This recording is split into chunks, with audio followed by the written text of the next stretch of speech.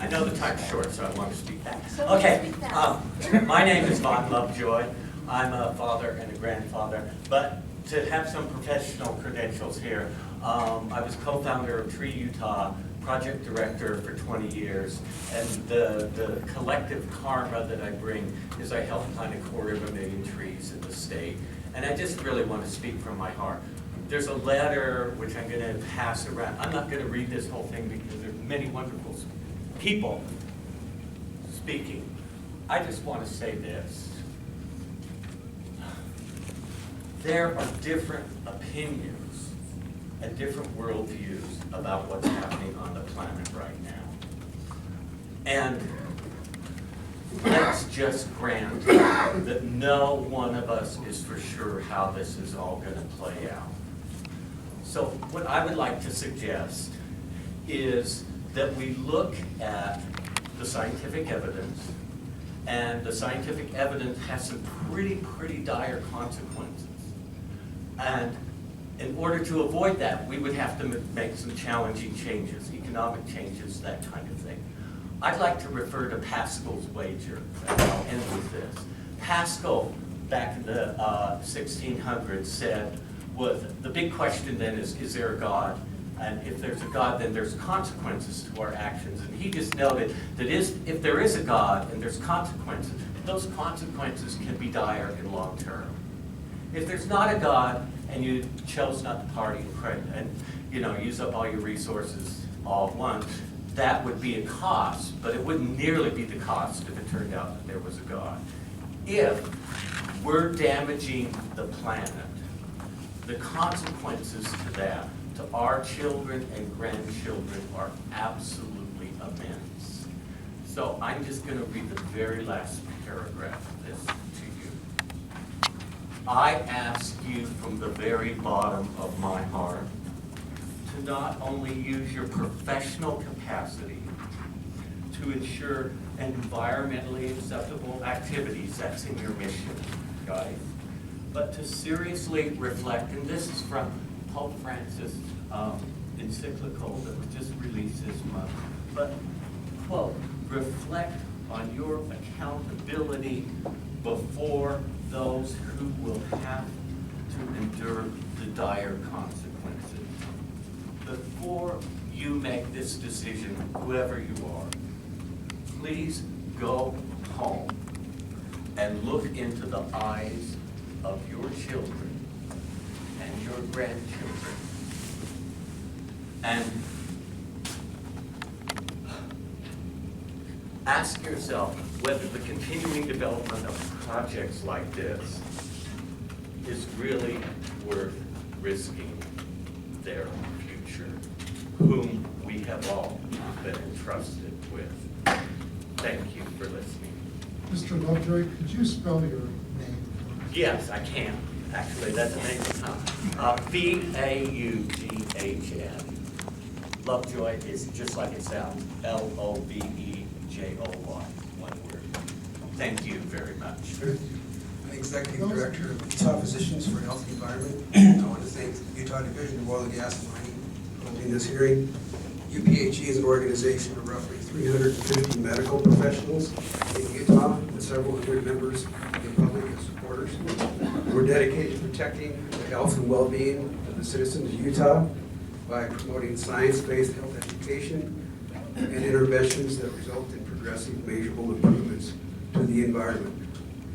I'm also here representing the Colorado River Connected campaign, a coordinating body for organizations in 6 western states committed to protecting the headwaters of the Colorado River system for the benefit of the 35 million people who use the river and thousands of species and natural communities that rely on it. We provide a collective voice for the preservation of the headwaters of the Colorado River watershed.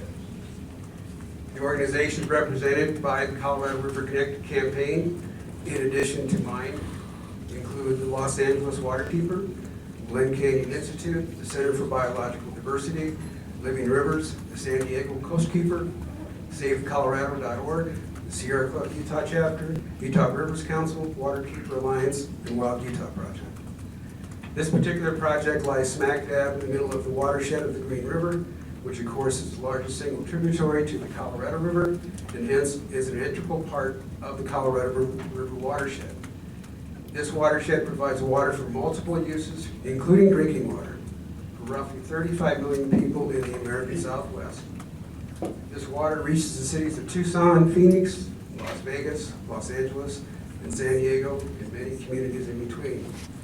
As we are seeing out playing before our very eyes today, the river and its watershed is in serious trouble, from one of the most severe droughts the region has ever experienced, to over-appropriation, to more planned diversions, to contamination, and it goes on and on. More specifically, as thoroughly demonstrated by the comments submitted to the division from Western Resource Advocates representing Living Rivers, there is no doubt that the region of the PR Springs mine has a direct relationship with the area's hydrogeology, including area groundwater resources, seeps, and springs, all of which are part of the previously described watershed. It is apparent to me, at least in my organization, that the division has not taken the full responsibility it needs to adequately assess the groundwater resources in the area of the proposed mine. And it has also ignored the potential disruption and contamination threat to those same groundwater resources. Additionally, it goes without saying that the division's investigation and permit review only took a very small local snapshot of the proposed mining operation and failed to even consider the relationship between this project and the much larger Colorado River watershed. While I recognize that there isn't any stipulation or requirement that the division take a larger and longer analysis, turning a blind eye doesn't mean the problem doesn't exist.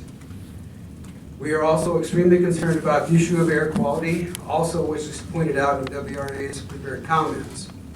It's obviously an issue that we believe is very important, but the lack of adequate oversight is the fact that PR Springs is just one of numerous oil sands projects proposed or in the construction phase within the Uinta Basin. This is a region already with some of the worst air quality in the nation at times, and with what appears to be some very serious consequences for the people who live and work in the region. I seriously doubt that this is the best the division can do in terms of addressing this very critical issue.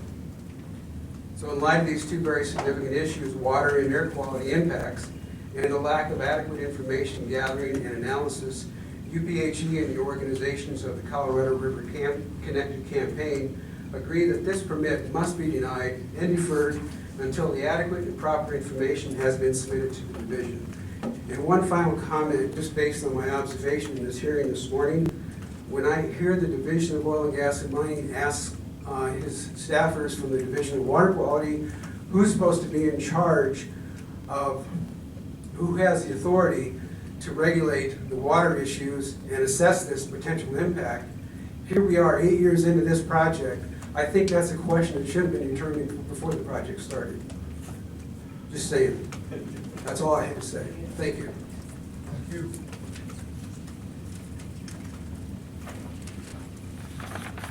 My name is Tori Hill, and I'm a town council member in Castle Valley in Grand County.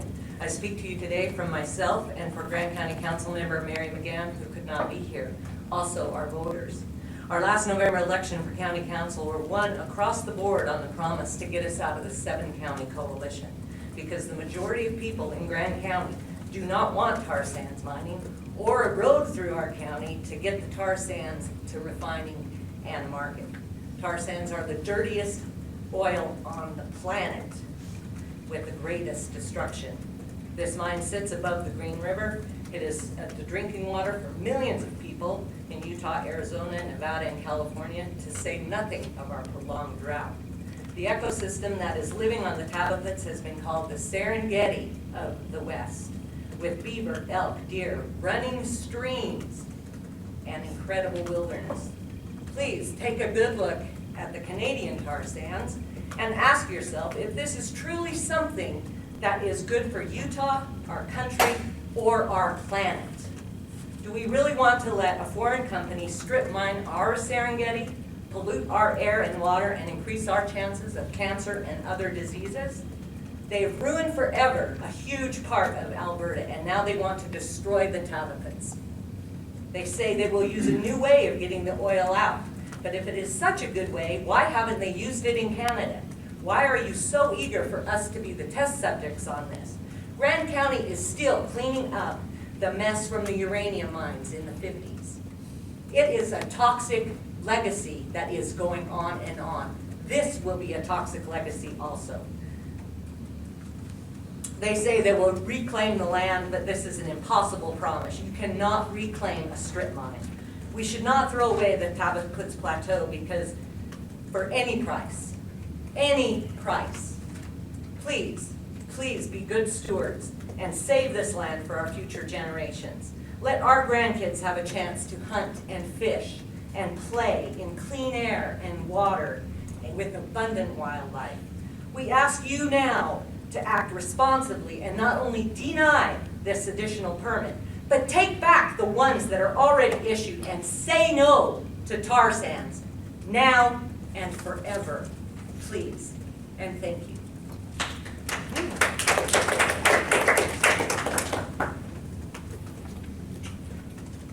My name is Catherine Alberry, Kathryn, A-L-B is a boy, U-R-Y. Director Alfonso, thank you for giving us an opportunity to speak. I'm speaking today on behalf of Peaceful Uprising and Utah Tar Sands Resistance, two local grassroots environmental justice groups. We stand firmly against the expansion of U.S.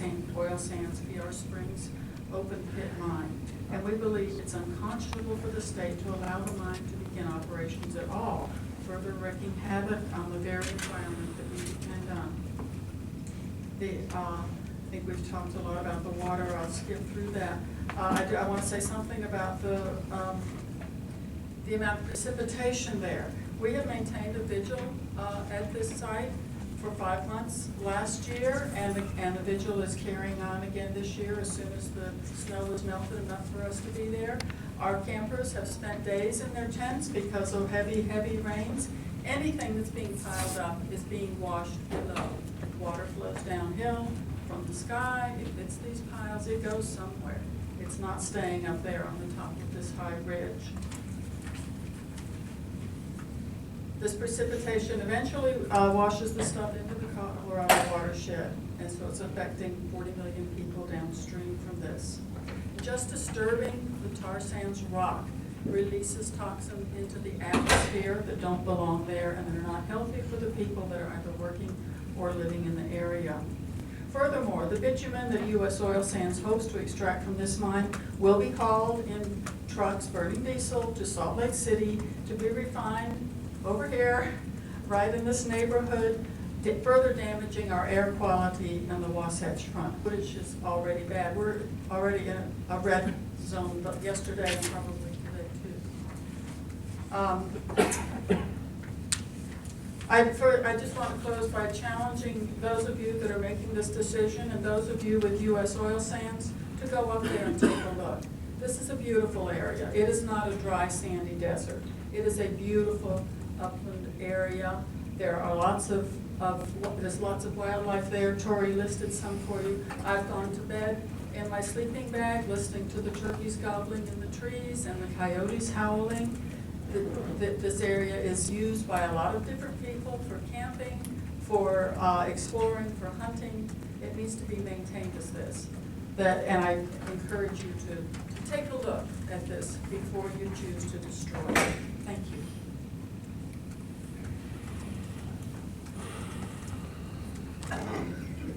My name is Jill Merritt, M-E-R-R-I-T-T. I just would like to point out that the hearing notice says that this hearing is being held for the purpose of hearing objections of any person or agency aggrieved by the tentative decision to approve the revised notice of intent. It does not meet that standard in that the company was presenting objections to the objections. So the whole 2 hours has been given over to, was some portion of it given to the company to state its case. This hearing doesn't qualify as a mechanism for public input. So I think you need to hold another one, or better yet, just withdraw your tentative approval.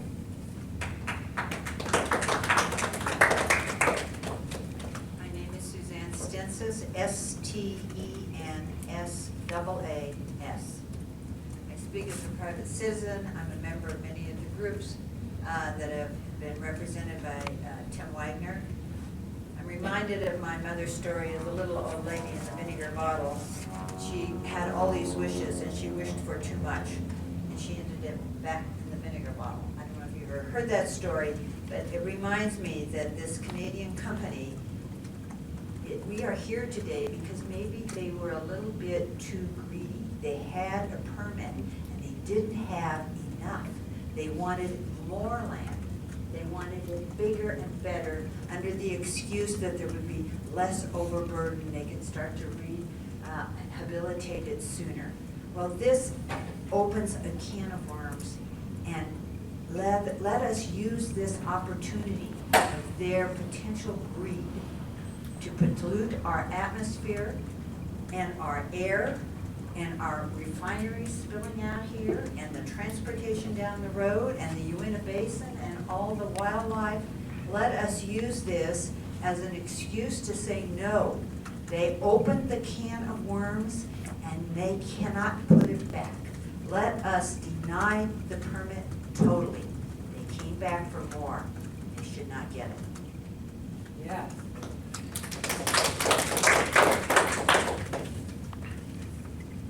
Hello, my name is Tanja London, Tanja, and London, just like the city. I also speak as a private citizen, and I'm curious about, as we're all interested in making right decisions, in how far the scientific data that has come out in Alberta compares to what we have to deal here, and what is applicable of scientists. There's a coalition of scientists, I think there are about 100 throughout North America, who made a 10 reasons for a moratorium against tar sands production, and in how far these considerations can be taken into account for the decision. I have a printout here, it's also online. And I feel even if there's a new process and a new solvent,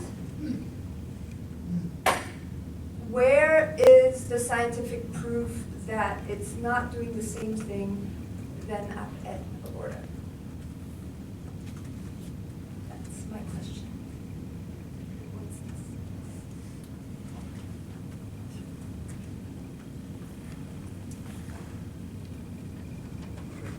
My name is Hans Ehrbar, that's E as in Edward, H as in Henry, R as in Robert, B as in boy, A as in apple, R as in Robert.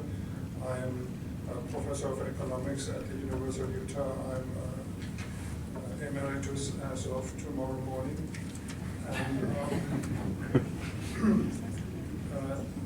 if you could prove me wrong, I would be happy about it, but it seems principles by which seems to be operating is about the following. Mining has a beneficial impact on our lives. Therefore, mining operations should be permitted unless there's good reason not to do this. And that is basically a deviation from the polluter pays principle, because it says that we as a society want to bear the pollution of mining because mining is so beneficial. This is probably buried in some legislation and stuff like that, but it is a principle which I'd like to question in the light of more recent research which focuses more on the previously neglected side effects of many things which we are doing in industrial production, including mining, including what is called here disturbance of the environment, which is very clearly destruction of the environment for a long time. And therefore, yeah, we need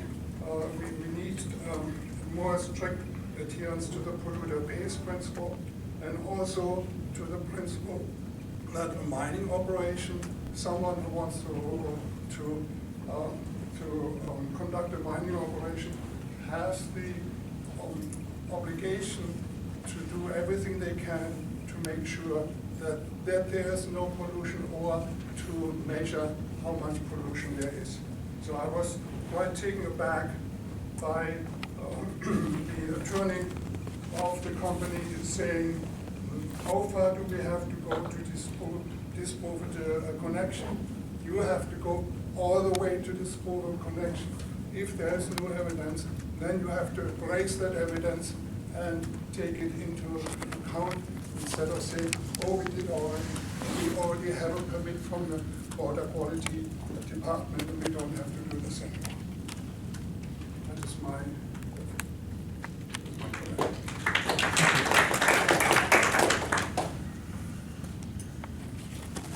My name is Caitlin Butler, K-A-I-T-L-I-N, last name Butler with one T. I'm an environmental sociologist with a focus on climate change, but I'm speaking today as a community member and as someone who was born here. My friends and also the people who have been testifying today or have been speaking today have covered so much of what I was going to say, so I'm going to cut it short to allow for more people to speak.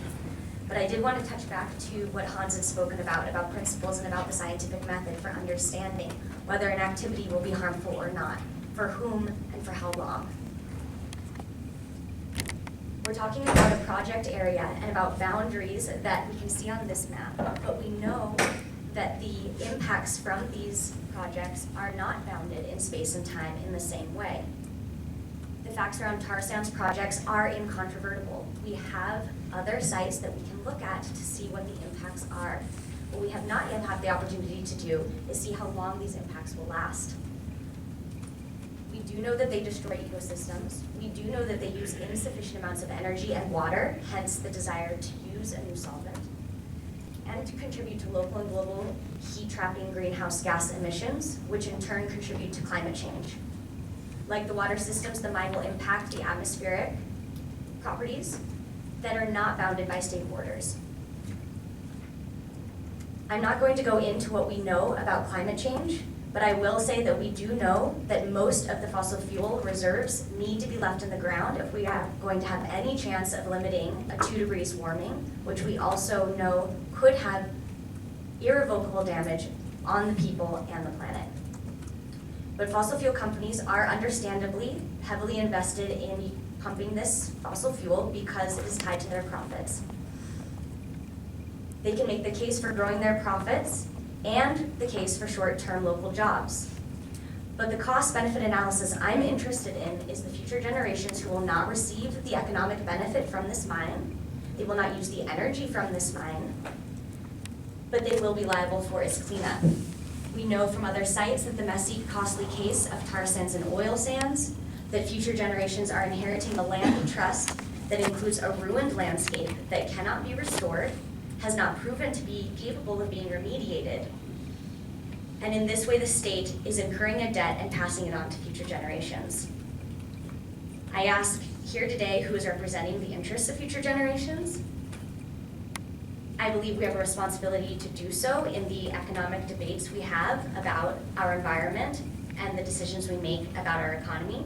And I believe that the government has the responsibility of holding certain things in trust, and that this responsibility includes serving as a trustee for the things that we need to actually live, which is water, air, land, plants, biodiversity, a stable climate, and our health. We can source this responsibility in our own Utah State Constitution, which I will not read off now because it is long and we can all look it up. But the language is there, and we do have a responsibility to do this, and the government does as well. I'm going to conclude and skip forward to a comment that was made by Hans about the purpose of research.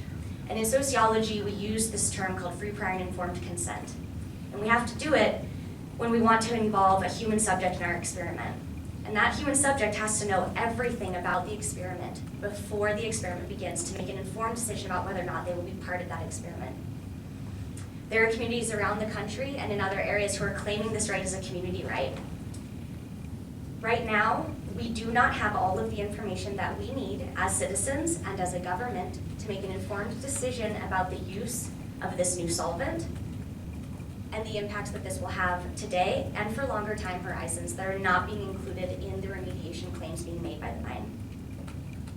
I encourage everyone who is gathering more information to include longer time horizons, include boundaries that do not reside within the lines that are bounded by the mine. And I encourage people to also think about how we fulfill our responsibility to a moral question that is in fact rooted in how we define equality. It's easy to view this idea that we are eventually ancestors as abstract.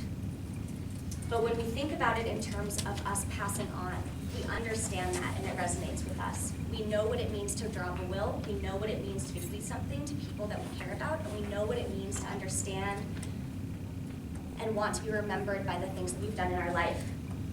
My question for the people who have been asked to gather more information and make this decision is to ask themselves about what will happen after a short period of time that this land has been ruined, the company has been allowed to sell this product and leave. What will we be passing on? What will be left in this trust? And how will we be remembered?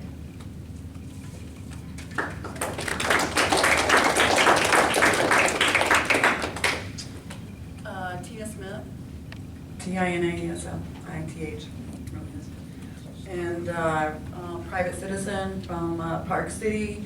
I'll keep it quick. Ditto on most of the points that have come up regarding the heavy metals and poisons and toxins that are going to be produced from this procedure for doing the tar sands. The air quality, ground scarring, water contamination, short-term environmental, trucks, wildlife kill, the whole thing. I vote to deny their permit.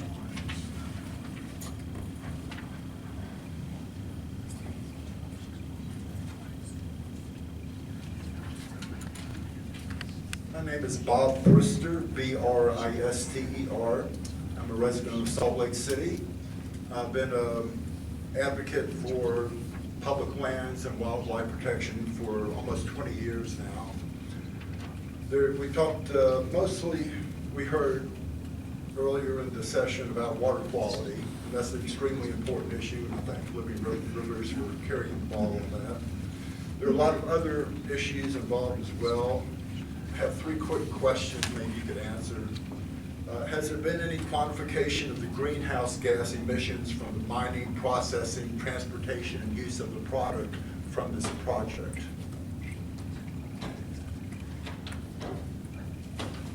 You know, we could take your questions, it's just rhetorical. Has there been any quantification of the greenhouse gas emissions from the mining, processing, transportation, and use of the product from this project?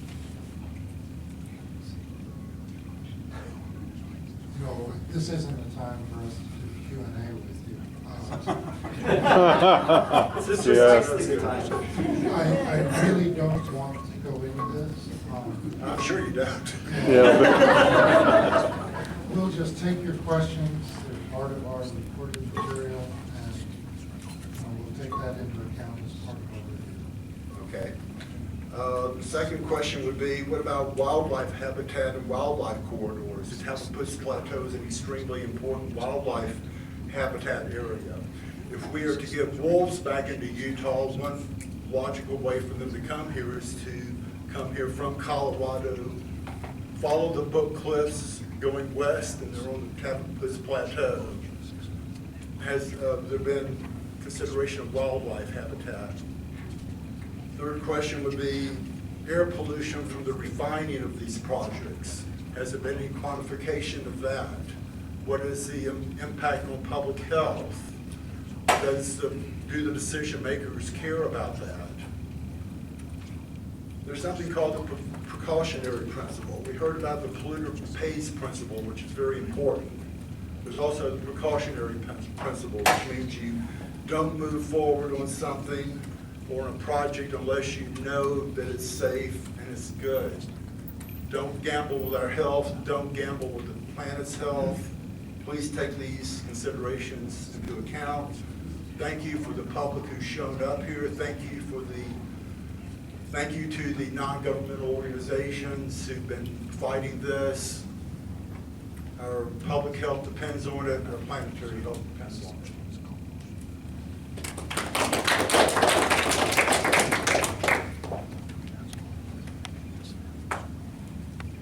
Hi, my name's Sarah Caldwell. I'm a resident up in Colville, Utah. I've been really concerned about this project from the get-go. I actually moved to Utah. I grew up here, moved away when I was grown up. I moved back because of this project. It's very important to me. The impact of it is phenomenal, and it is so disheartening for me to sit in this room and hear how very callous the company's projected itself, and that you don't feel as though we need testing and monitoring wells. Even if there is no water, there should be every aspect of monitoring and testing to assure that this is safe and that the surrounding areas are not being affected. And I'm just disheartened at how very callous you were in this meeting today. I'm also disheartened that we can't ask questions and get answers as citizens. I want answers. I need answers. My family lives in Colville, and we're affected by a proposed pipeline coming from these tar sands. The expansion of the tar sands will almost definitely guarantee this pipeline going through right across the street from where my mother lives. And I cannot have that. I brought my son with me today as a witness of the future generations of how this process happened. And so that he knows that there were some of us in this room that stood up and said that we disagree and that we want answers and that we were not given our answers and that we were not given the care from this company that we deserved.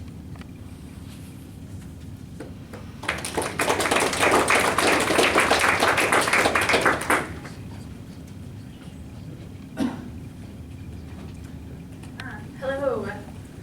My name is Sarah Stock. I'm from Grand County. I've lived there for most of my life.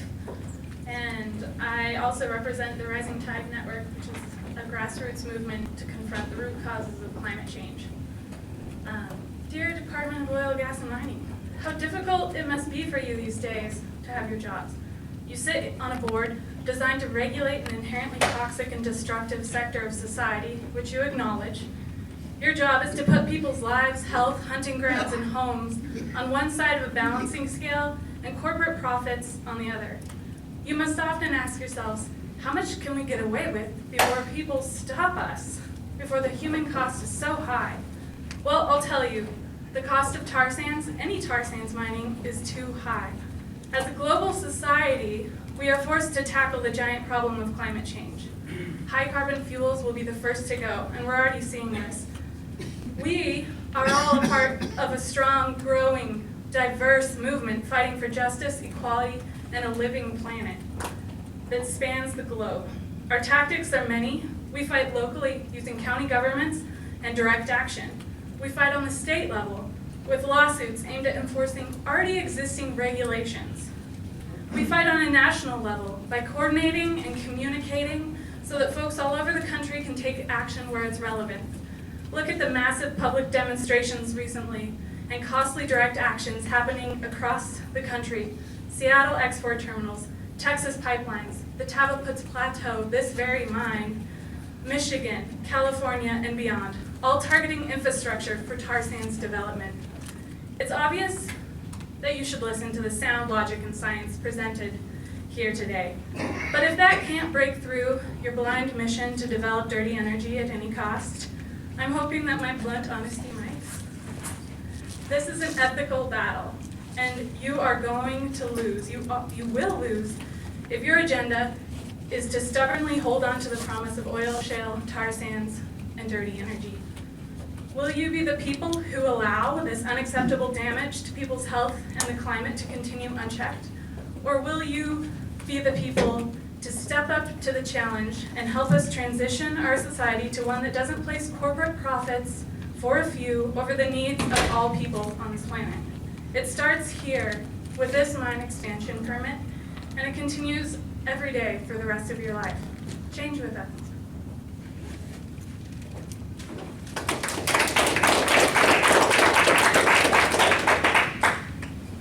Just 1 second, please.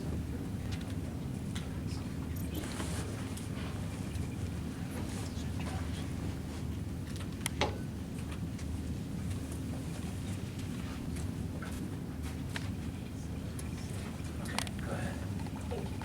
My name is Miranda Pratt. That's M-I-R-A-N-D-A-P-R-A-T-T. Will you remind me of your name, the gentleman with the mustache? Sorry. Will you remind me of your name? Mr. Davis. Mr. Davis, awesome. You spoke to the ideas of common sense and a waste of resources. I just wanted to point out that the resources I'm assuming you're speaking of are time and money, but it makes no common sense to waste the resources of clean water and destruction of habitat. Thank you.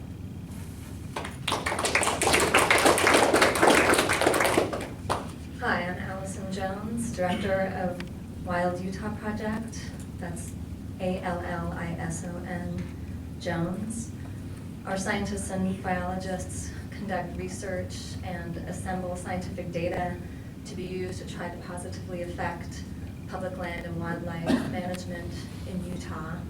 And while it is the position of Wild Utah Project that we hope that the permit expansion is not approved and ideally the current permit is revoked, in the case that any tar sands mining occurs up on PR Springs, we just have one small piece of advice to dog them into U.S. oil sands, and that is if you want to appear to not be biased, an issue that came up this morning, I would suggest instead of saying that we don't need to compare any pre-project spring characterization to post-project implementation spring characterization, instead of saying that, regardless of where you think the recharge zone is or the flow pathway to those springs, go ahead and commit to post-project monitoring of those springs so we can see if any of the hydrocarbons or anything else from the project end up in them. That's how you will appear to not be biased. Thanks.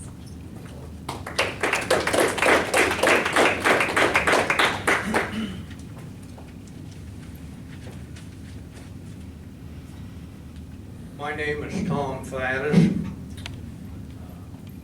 I manage the mining group at State of Utah School Institution Trust Land Administration. I represent the landlord. We appreciate this process, and we have great confidence in the ability of the Division of Oil, Gas, and Mining, the DEQ, to address the issues that have been raised today. We think U.S. oil sands is a high-quality lessee. They have the economic strength to see this project through to a successful completion. This stage of the process in reality is very small endeavor. It's a pilot plant stage. It's a very expensive pilot plant stage. Trust Lands Administration traded into a large block of lands in this area, working for decades, and our objective was to acquire high-value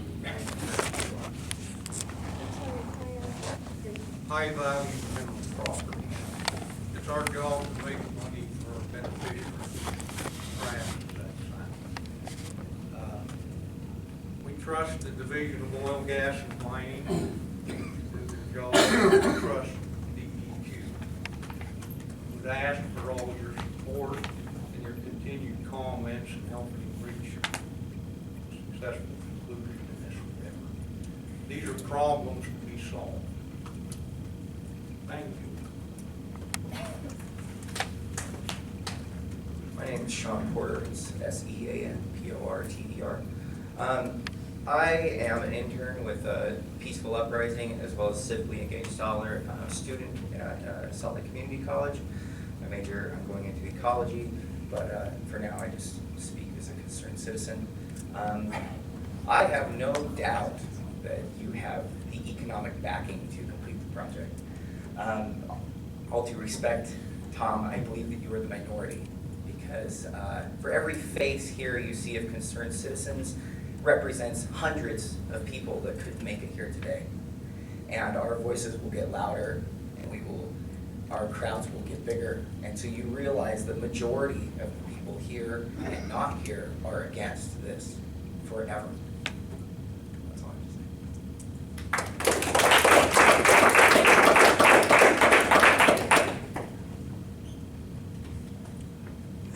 say. I'm Nancy Evanson, Evenson. I'm a retired architect. There are two things. The first is, I'm new to this process. Can you tell us when and where the information that we've heard today will be posted, hopefully on the internet, so that we can go home and give correct information to people who are not here? I'm going to make a closing comment in just a minute, and I'll try to address that. Thank you. And the other question is, has anyone from the division here been to visit this company's latest other project somewhere else? You know, we have all been on site at this company's operations. Well, you've been on site here. Have you been on site to other Have you been in projects Alberta? from this No. company? I honestly don't have to answer that, but I will. I have been to Alberta. You have?